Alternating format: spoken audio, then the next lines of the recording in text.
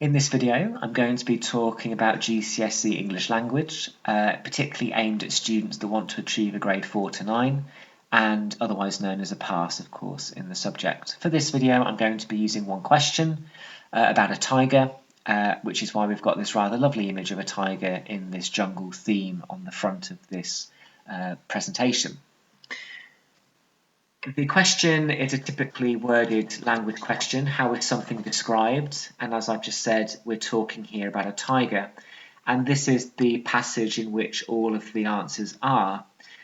As you're reading this in the exam, to save time and to be proactive and to engage critically with the text, it's always a good idea to read while highlighting and circling and annotating this extract to zoom in and bring out the deeper meanings. So the extract says, the large cat was bigger than any animal the men had ever witnessed. It was beautiful. With gleaming fur, it looked furious and ready to kill. It had claws the size of daggers, which could rip through flesh at an alarming speed. The men knew this. When the beast ran through the darkness, the orange fur made the forest seem all ablaze, as if a ferocious fire had consumed it. The tiger seemed to tower over all the undergrowth, with a majestic and entrancing prowl. So you could pause this video now to highlight or write down any key quotes that you would want to talk about in answer to this question, or you can simply continue watching and I will annotate the extract for you. So with language analysis, what we need to be doing is we need to be appreciating the craft of the writer. It is a talent. Writers spend years of practice in order to write effectively, and we need to be appreciative that what you read on a page has been chosen very carefully by the writer. That is their craft, in the same way that a musician can write music.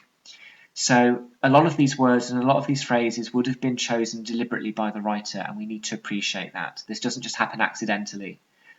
This happens consciously.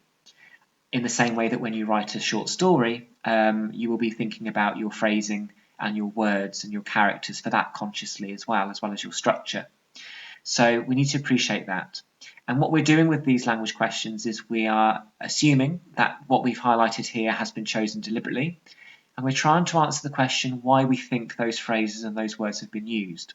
How does that, in fact, depict the tiger to us? The writer clearly wanted to present the tiger in a particular way, and therefore that is what the writer does. The writer has choices. The writer could have presented this tiger as a weak and quite friendly beast, but they chose not to. So they're going to have to use their language accordingly to bring about the effect that they want. So the answers to the questions around the outside of this extract are what you would need to answer in order to delve into some deeper meanings. If you can answer any of the questions in the boxes around this extract, you're going to be tapping into the skill of a grade 4 to 9 student, which is to talk about connotations, to talk about interpretations, and to talk about the effects on readers. We've also got the terminology around the outside as well. So some of these words I'm going to be using in 2 example answers that I'm going to show you towards the end of this video.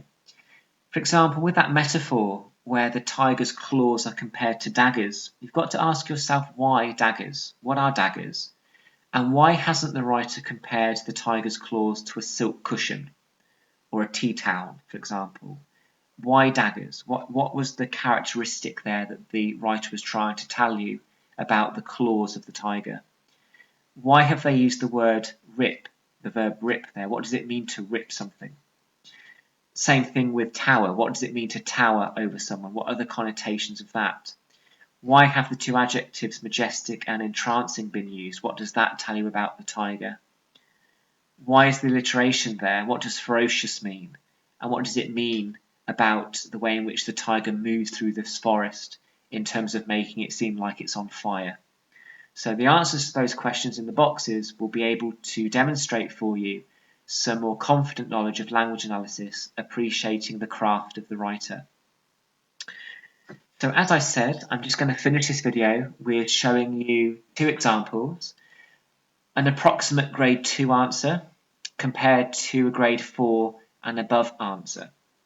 So in order to get a grade 2 in language analysis, This is indicative of that kind of level. The tiger is very scary and intimidating because of the language used. The tiger has very sharp claws, meaning it is powerful and scary, and it also has orange fur.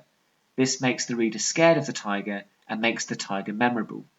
The jungle is also described as being on fire, meaning it is very hot and the tiger might be burned.